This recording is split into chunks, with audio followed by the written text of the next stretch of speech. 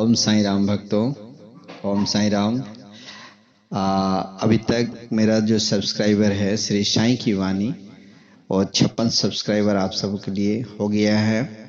बहुत बहुत धन्यवाद आप सभी को।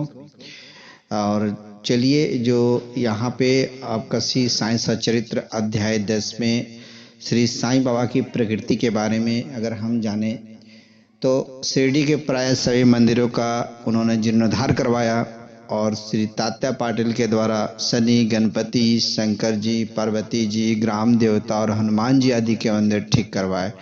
उनका दान भी विचित्र था कि दक्षिणा के रूप में जो धन एकत्रित होता था उसमें से वे किसी को 20 रुपया, किसी को 15 रुपया और किसी को 50 रुपया इस प्रकार प्रतिदिन स्वेच्छा से बांटते थे।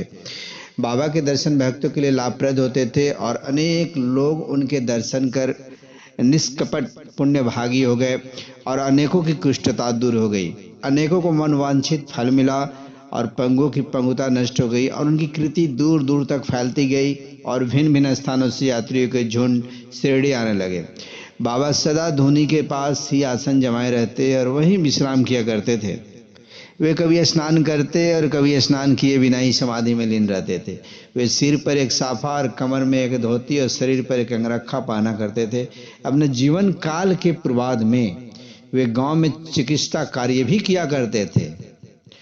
मतलब जो डॉक्टर्स का काम है वो भी काम कर लेते थे। होता क्या था कि विलक्षण नेत्रोपचार, मतलब किसी किसी भक्त को बहुत अगर आंखों में या नेत्र में किसी तरह का कोई विकार हो जाता था तो उसको भी वो बाबा ठीक कर दिया करते थे।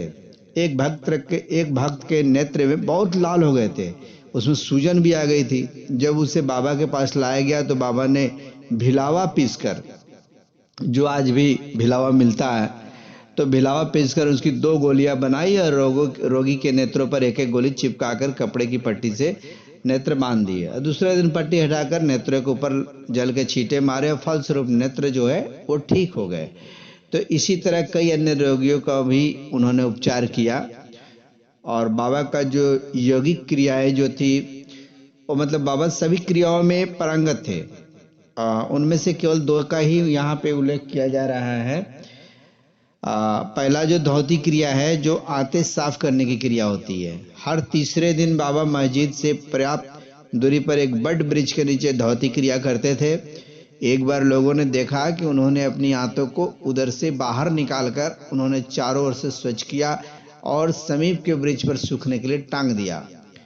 शिरडी में इस घटना की पुष्टि करने वाले कुछ लोग अभी भी जीवित हैं। उन्होंने इस सत्यता की परीक्षा भी की थी कि साधारण धोती क्रिया 3 इंच चौड़ी और 22.5 फीट लंबी गीले कपड़े के टुकड़े से की जाती है। इस कपड़े को मुंह के द्वारा उदर में उतारकर लगभग आधा घंटे तक रखे रहते हैं ताकि उसका पूरा प्रभाव हो जाए। तत्पश्चात उसे बाहर निकाल कर लेते थे। और बाबा की तो ये धोती क्रिया बड़ी विचित्र और असाधारण थी। अब दूसरा जो, मतलब ऋषियों के ऋषि, गुरुओं के महागुरु गुरुदेव बता रहा हूं यहां पर कि सबसे श्रेष्ठ, महानतम, जो श्रेष्ठों में श्रेष्ठ, उसमें से जिनका भी मतलब कि अगर नाम लें तो श्री साईं बाबा, और साईं बाबा ही केवल जानते थे वो खंड योग। एक बार बाबा ने अपने शरीर के अंगों को अलग अलग करके मस्जिद के भिन्न भिन्न स्थानों में बिखेर दिया।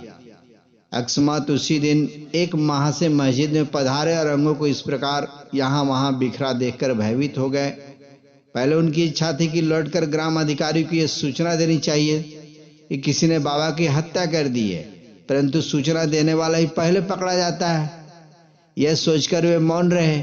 दूसरे दिन जब वे मस्जिद में गए तो बाबा को पूर्व स्वस्थ देखकर आश्चर्यचकित रह गए।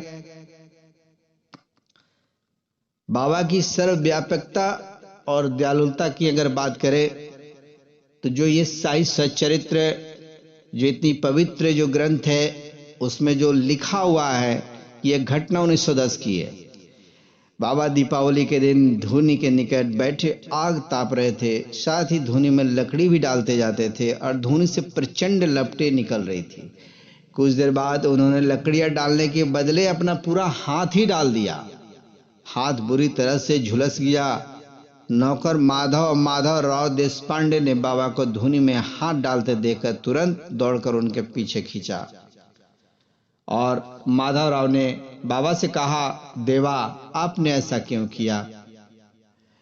तो बाबा सावधान होकर बोले, यहां से कुछ दूरी पर एक लोहारिन जब भट्ठी धौक रही थी तो उसी समय उसके पति ने उसे बुलाया और कमर से बंधे शिशु का ध्यान छोड़ो शीघ्रता से वहां दौड़ कर गई और दुर्भाग्य से शिशु फिसलकर भट्ठी में गिर पड़ा। मैंने तुरंत भट्ठी में हाथ डालकर शिशु को बचा लिया। मुझे अपना हाथ जलने का दुख नहीं है, बल्कि मुझे संतोष है कि एक मासूम का जीवन बच गया। ओम साईं राम। जय जय साईं राम। बाबा का आशीर्वाद आप सभी को मिले। खुश रहिए, स्वस्थ रहिए, सुखी रहिए। ओम साईं राम।